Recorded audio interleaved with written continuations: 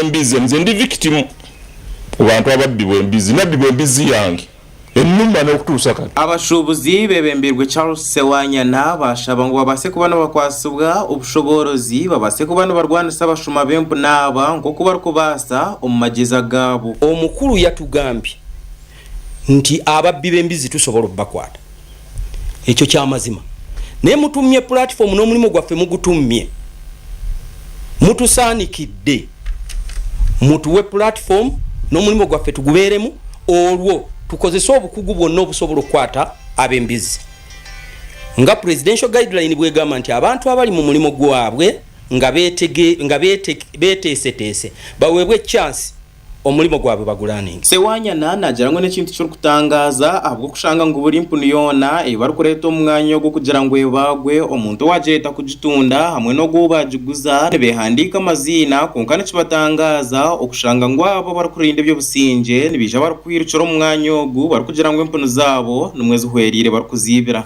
Mpuliddeko information egambye nti twagambye okwekalakaasa twakyogedde era tubadde tuteekateeka okusaba olukusa era nga tutuuse ne mu offices ez'enjawulo okunoonya ngeri ki gye tugenda okwekalakaasa olw'ebizibu byaffe ebituluma. Sirwa poliisi tetulina buzibu na poliisi yakwata bantu twalaba n'abaakwatibwa nga they were breaking lawful orders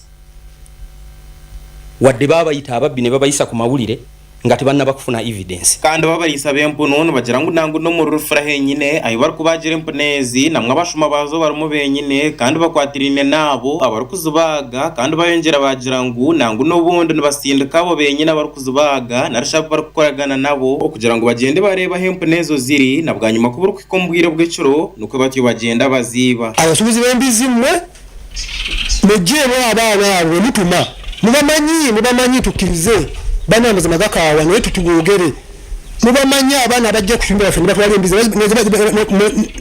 baguza ku beyo fanetya nefo kya tuli banyivu nnyo abantu bakaba maziga banna abantu maziga bakaba embizi nabazimazeewo ebibyo babikola ebiyumba kandi bo abebembeza harurengo rw'ebyaro bashaba government kugira ngo eteke heberagiro ebyakubasa kukwatara kimwabo bona abari kwibe empunu zabo abo kugira ngo mu weekemwe abashuma abana bwo babasize kwibe empunu ezuru kurengera kimwe kinana. Waliwo ekyalo kibayita mwalo nga bwe mulidde wano embizi kinana ze babba bayongera bashaba poliisi okugira ngo bakwatanise nayo babase kurwanisa obushuma obu. Abakulu abo okujjako nga bakkiriza ne batuyamba ku mulimo guno naye kikyali kizibu okujjawo obubbi bw'embizi. Omuduumizi wa poliisi omu division eya Kimanya Kabonera Kutos Titus yarabura abashubuzi b'empunu ari kugira ngo tubine kurekeraho kweterera omuranga aha kikorwa cy'obushuma ari kugira ngo kandi nabone bija kufayo nkabe byo kwerinda barebe ko barwanisa obushuma bw'empunu obu. Ate n'ebyalo byonna ebirinaanyeewo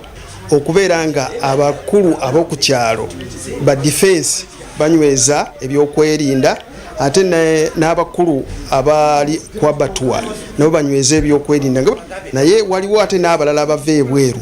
Tusaba meeya ow'ekitundu meeya wa city abeere ne security committee eyiye ya security gyalina ey'amaanyi ekulemberwa RCC Mwami Hudu nabo basobola okubeera nga bateekamu amaanyi kubanga ebisolo ebyaweebwa byonna gavumenti ya Uganda ebya Operation Wealth Creation babimazeewo. Orukujunanizibwa aha binyamisho mu kicweka eki Henry Mukasa nagira ngo ensonga egi okwenda kugikiikanisa n'okugira ngo buri omwe weena orukureeta empunu yeye omuri rufura aine kuba aine baroha okuruga hari ogwaje umuguza ogisireho nangu n'okugira ngo abaine n'endijo baraha okuruga omuryabo abakujunanizibwa aha binyamisho mu kyanga eki. Twalina nti ennyama yonna embizi yonna enaabagibwa mu kitundu kino ekinakanyizibwako ebagirwe mu kifo kitya kimu ng'ekigendererwa abatundibwa nti babbi n'ababbi bennyini bonna bawona ekikoligo.